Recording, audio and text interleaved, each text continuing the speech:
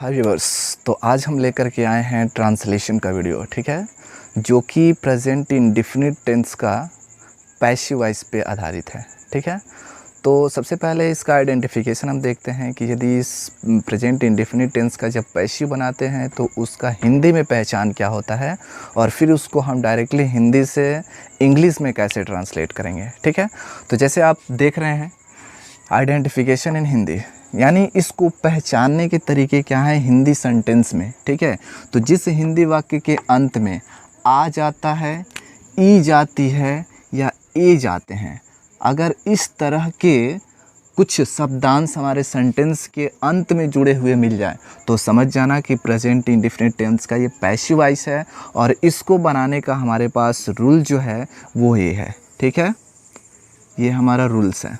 ठीक है, क्या है, पहले आपको सब्जेक्ट रखना है, जो भी सब्जेक्ट आपको दिया जाए उसके बाद आपको इज़ एम आर में से आपके सब्जेक्ट के नंबर और पर्सन के अनुसार आपको इज़ एम आर में से कोई एक इस्तेमाल करना है। उसके बाद लास्ट में आपका वर्ब का थर्ड फॉर्म रख देना है। ठीक है, जैसे आप हिंदी आप देख सकते हैं कि बच्चे पढ़ाए जाते हैं।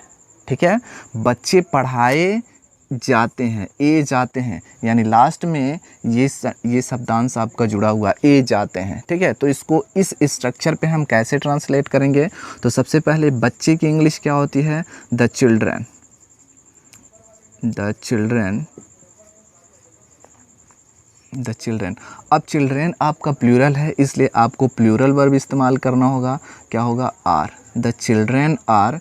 उसके बाद पढ़ाए जाते हैं, तो पढ़ाना का इंग्लिश होती है टीच, बट इसका हमें थर्ड फॉर्म रखना है, तो क्या हो जाएगा, टीच टॉट टॉट। टॉट आपका थर्ड फॉर्म है, तो TEAUGHT टॉट।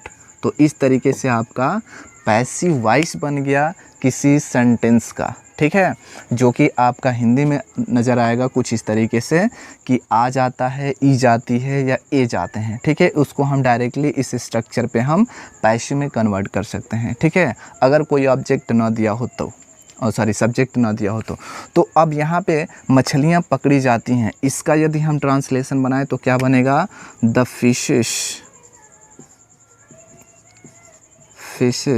अब फिशेस हैं तो आर लगेगा, द फिशेस आर। पकड़ना का होता है कैच, कॉट कॉट, CAUGHT। तो ये बन गया आपका इसका इंग्लिश, मछलियाँ पकड़ी जाती है। ठीक है, अब इस सेंटेंस को देखते हैं, खिलौने तोड़े जाते हैं, the toys are broken. Broken यानी वर्ब का थर्ड फॉर्म, ब्रोकन होता है, इसलिए हमने इसका थर्ड फॉर्म रख दिया। ठीक है, अब शरारती बच्चे पीटे जाते हैं। ठीक है, तो इसकी इंग्लिश क्या हो जाएगी, the naughty boy. The naughty boy, शरारती बच्चे, the naughty boys are beaten. ठीक है, नेक्स्ट है रोटी खाई जाती है, इसका इंग्लिश क्या हो जाएगा, द ब्रेड इज ईटेन। ठीक है, इस तरीके से आपका इसका ट्रांसलेशन हो गया। अब कुछ यहाँ पे भी सेंटेंस है, जैसे गृह कार्य पूरा किया जाता है, तो क्या हो जाएगा, द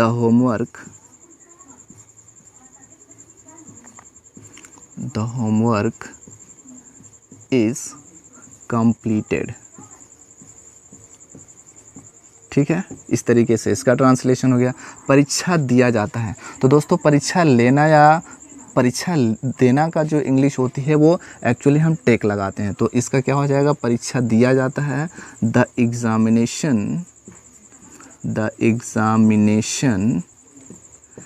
इज, टेक का हो जाएगा टुक टेकन। ठीक है, एग्ज़ाम के सिचुएशन में आपको देना का इंग्लिश टेकन होता है। ठीक है, अब अंग्रेज़ी बोली जाती है, द इंग्लिश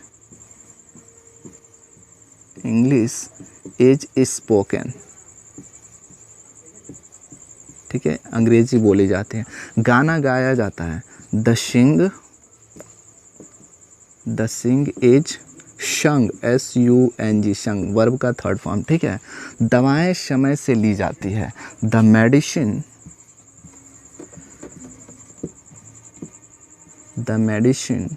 इज टेकन